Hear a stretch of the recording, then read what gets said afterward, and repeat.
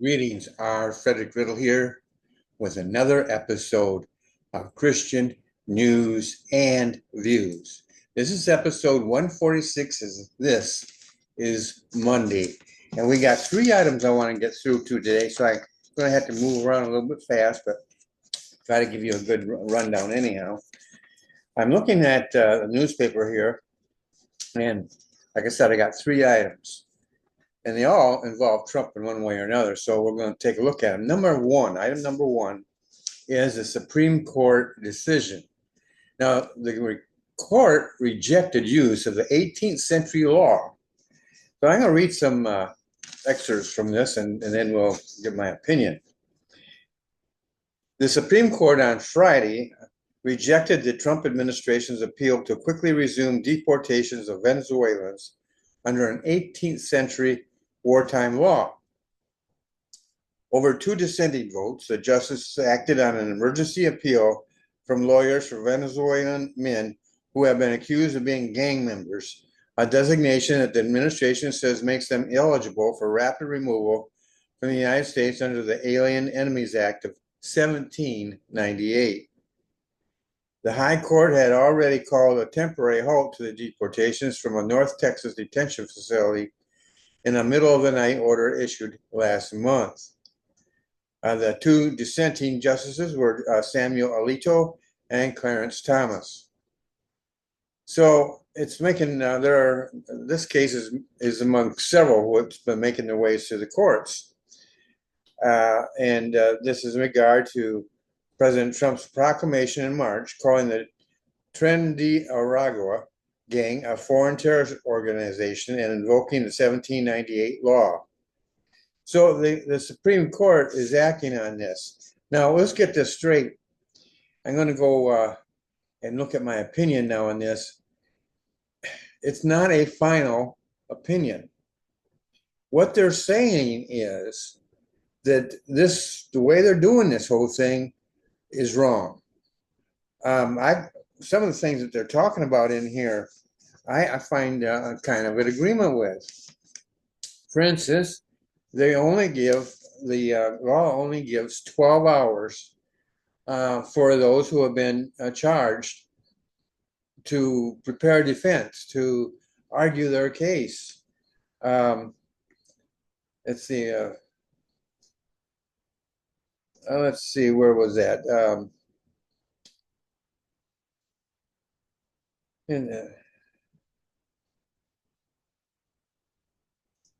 The court has rejected the 12 hours the administration has said would be sufficient, but it has not otherwise spelled out how long it meant. So 12 hours, we do live in a very fast-moving generation. But you got to remember, folks, we're talking about the government here. Have you ever tried to work with the government in any kind of a speedy way? And now they want these people who are illegal immigrants, apparently, to be deported. Now, I'm not in favor of illegal immigrants at all. I'm not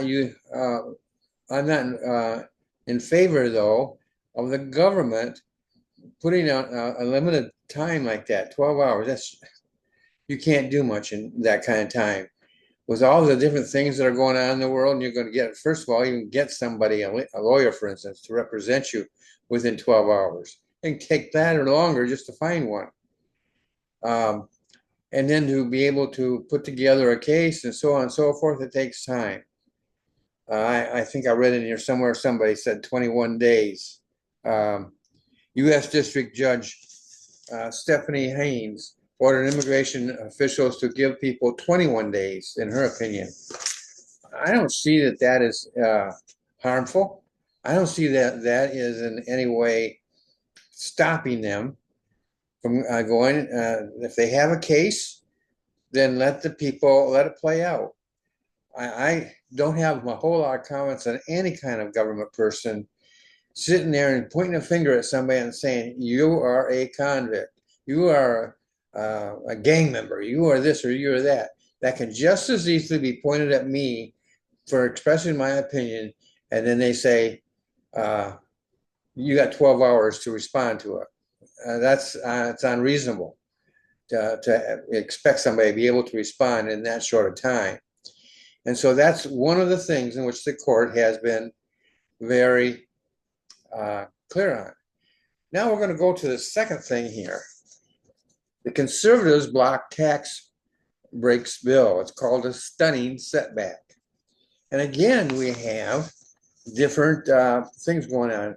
In a setback, House Republicans failed Friday to push their big package of tax breaks and spending cuts through the Budget Committee, as a handful of conservatives joined all Democrats in a stunning vote against it. This is in committee. The hard-right lawmakers are insisting on steeper spending cuts to Medicaid and the Biden-era green energy tax breaks, among other changes, before they will give their support to President Donald Trump's beautiful bill. They warned the tax cuts alone would pile into the nation's $36 trillion of debt. And so this is a few people who are putting a block. They're agreeing with their political enemies, the Democrats, so that they can stop this bill and get what they want. This is something that it smacks of one of the reasons I have sometimes in the past thought about leaving the Republican Party. That is why I'm not consistently part of it. Sometimes I am and sometimes I'm not. I'm a conservative. But once they get in power, the Republicans have this nasty habit of getting into fights with one another. They waste the time. They've got 2 years, because you've got the midterms coming up in 2 years from the election. So they only have really 2 years to get some stuff done. And what are they doing? They're wasting their time fighting a battle that in the end they can't win. If they win there, it will get shot down when he goes to meeting up with the Senate. And if it passes those two, and then now you have President Trump, who might veto it.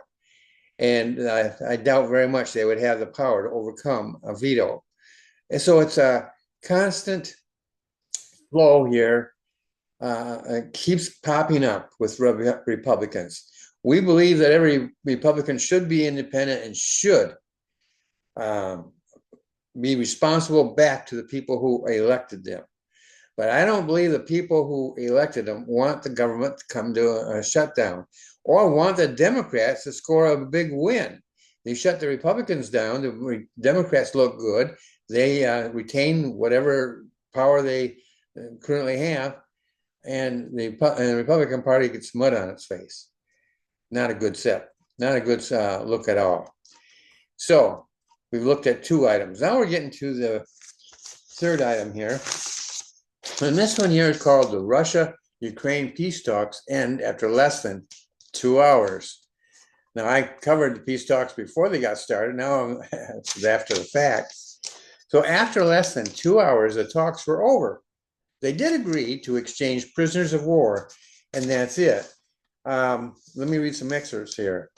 The first direct Russia-Ukraine peace talks since the early weeks of Moscow's 2022 invasion ended after less than 2 hours Friday, and while both sides agreed on a large prisoner swap, they clearly remain far apart on key conditions for ending the fighting. One such condition for Ukraine, backed by its Western allies, is a temporary ceasefire as a first step toward a peaceful settlement. The Kremlin has pushed back against such a truce, which remains elusive. And they haven't, so there has not been any kind of a yes on that from Russia.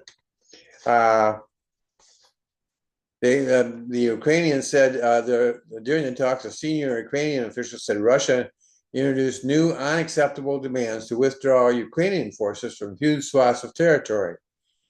And that's unacceptable. Now, this is interesting because Russia is not saying they're going to move out of their territory. They just don't want Ukraine to move out.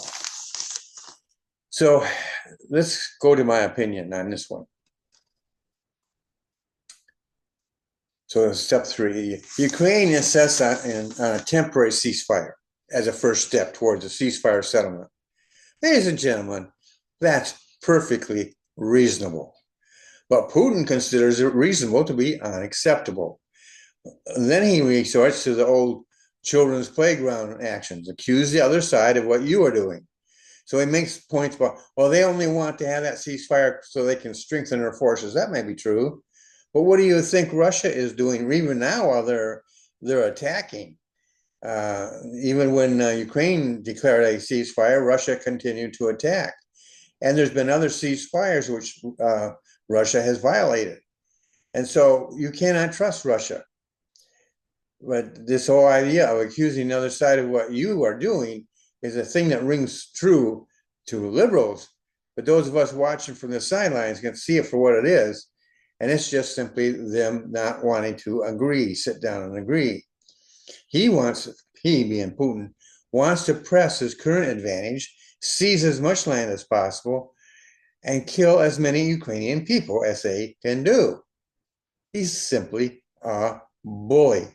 And there's no way around that. He is a bully. He wants his way, or if it's not his way, then it's no way. And somehow Trump has to bring him to the table, or just say, okay, that's the way you're going to play it. I'm going to side up with Ukraine. Trump doesn't want to do it that way. He wants to have a peace treaty. He wants there to be peace. And so long as Putin is playing tough like this, peace remains out of reach. So I know this has been rather fast, but I've been trying to get everything in. I want you to know that if you enjoy these episodes, just right about there, you have the opportunity to subscribe to my channel, TR Independent Books. And I try every every episode to provide you with encouragement, information, and inspiration to inspire you to be the best person you can be. Not a whole lot you can do with news to inspire, but I try. And so I just try to be that for you. I hope this has been an interesting and informative explanation of my opinion, anyhow, on these 3 steps, these 3 items.